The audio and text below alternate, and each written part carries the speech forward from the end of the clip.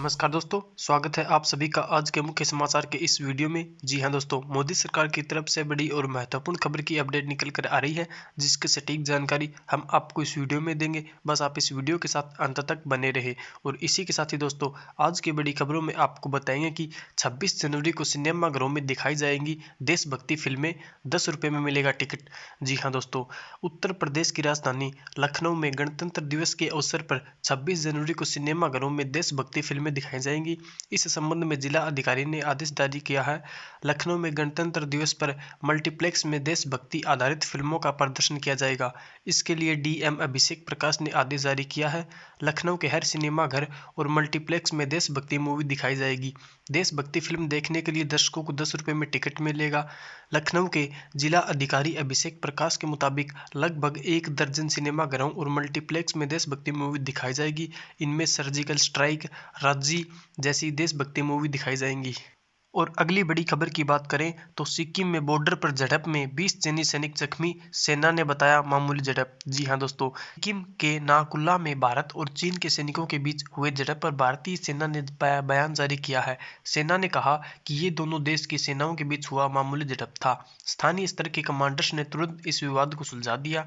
भारतीय सेना ने कहा कि 20 जनवरी को सेना के जवानों ने मामूली टकराव हुआ। जनवरी को भारत और चीन के सैनिकों के बीच भिड़ंत की घटना सिक्किम के नाकुला की है। सेना के सूत्रों के मुताबिक कुछ चीनी सैनिकों ने भारतीय सीमा में घुसपैठ करने की कोशिश की थी।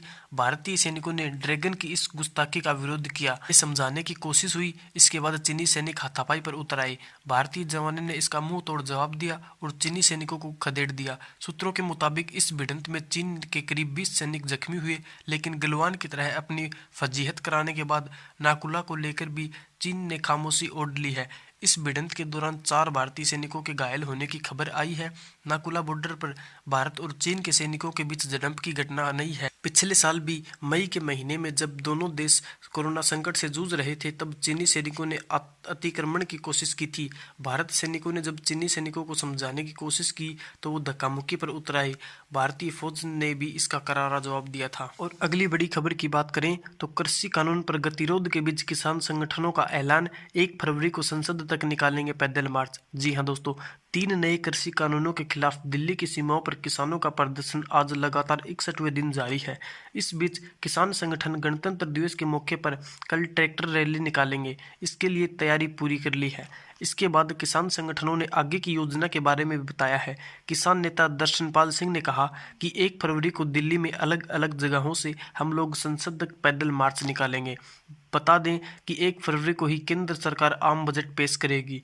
किसान संगठनों ने साफ साफ कहा है कि जब तक केंद्र सरकार कृषि कानूनों को वापस नहीं लेगी, हम आंदोलन जारी रखेंगे।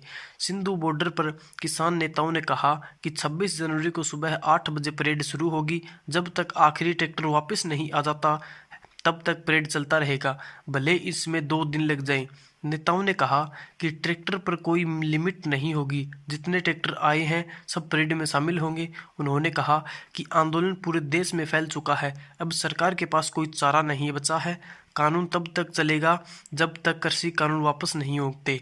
वहीं सरकार का कहना है कि हम कानून के बदलाव के लिए तैयार हैं। केंद्रीय कृषि मंत्री नरेंद्र सिंह तोमर ने कहा कि हम कानूनों के परिवर्तन तक करने को तैयार हैं। इसके मायने यह नहीं लगाने चाहिए कि कानून में कोई खराबी है, लेकिन अगर परिवर्तन से बात बन सकती है और गतिरोध टूट सकता है, एक अच्छा माहौल हो सकता है, तो सरकार को इसमें कोई अहम या ईगो नहीं है।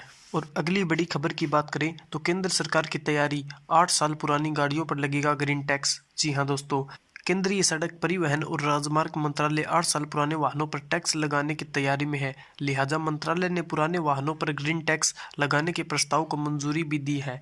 8 साल से पुराने वाहनों पर ग्रीन टैक्स लगाया जाएगा। फिटनेस प्रमाण पत्र दिए जाने के वक्त इस टैक्स का भुगतान करना होगा। फिलहाल इस संबंध में औपचारिक रूप से अधिसूचना जारी करने से पहले इस प्रस्ताव को राज्यों को परामर्श के लिए भेजा जाएगा।